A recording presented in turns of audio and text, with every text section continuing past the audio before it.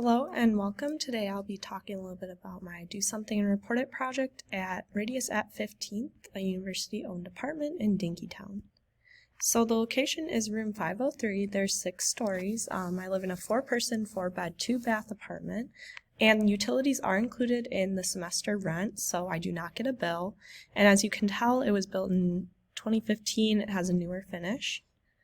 So some context regarding Minnesota is the average apartment energy use for family and single units is 76.2 kilobTUs per square footage per year, with about 57% of this coming from heating.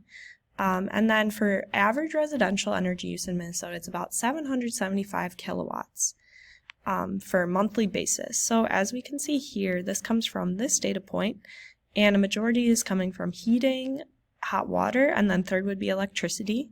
And then this average cost number here came from 3,335 units within 51 buildings annually, average energy spending depending on the unit. And then appliances really depend on the type and then how much wattage it takes up. So for this TV here, it's an HD, so it's 234 watts an hour, but it may differ depending if it's smaller. And for a toaster, it could be 2 slice, 4 slice, so these are just average numbers, but it really does depend.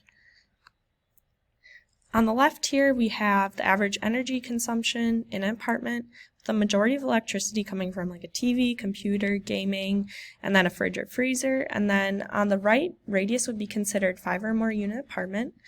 So it does have a high energy consumption rate in 1,000 BTUs compared to other types of homes.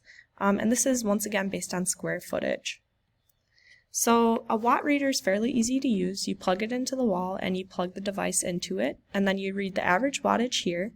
And then it also shows the time elapse, which you can use your phone as well, but it does help if the appliance is on for longer. So here's the string lights and my LED lamp, which had 8 watts here, and then the mini fridge, which was measured in volts. And here's the gross microwave. I could not find the plug for this, so I used the wattage here, 1530 watts. And then here's the TV in the living room. And don't forget to measure when your device is off, just to check if there's any phantom power being used. And here's the weekly time log. So as we can see, my string lights are on for a lot of hours. The fridge is on for 24 every single day. And then the microwave is kind of on like sporadically, but it is on for a longer period of time and uses up a lot of watts, which we'll see.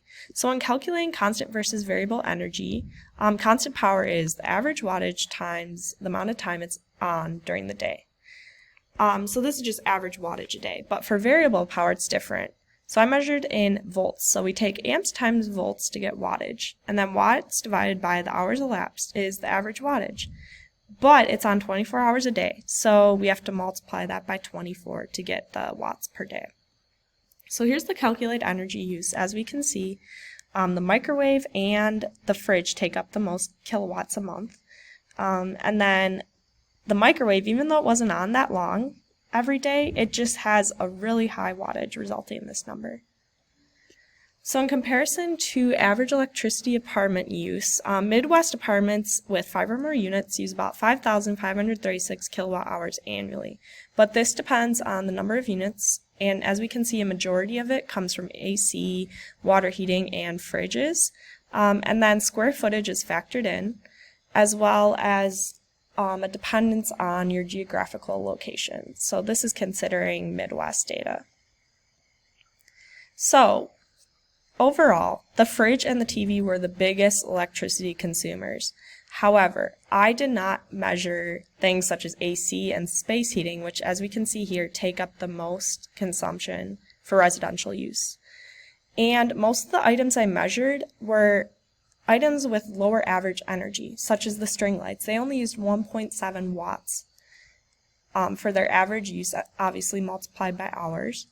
And then important factors are remembering to turn off the TV when we're not watching it.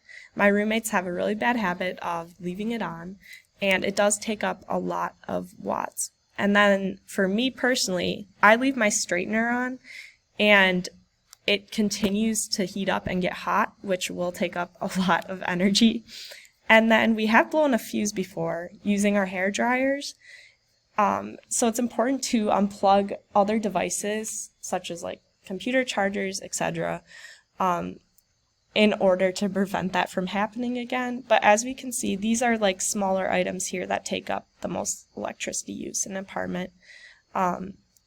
And a fridge, my fridge did take up the most in the audit, but it's only 7% in total electricity consumption. So here's some references. Thank you for listening to my presentation. I hope this helped you understand energy consumption in a multi-unit apartment.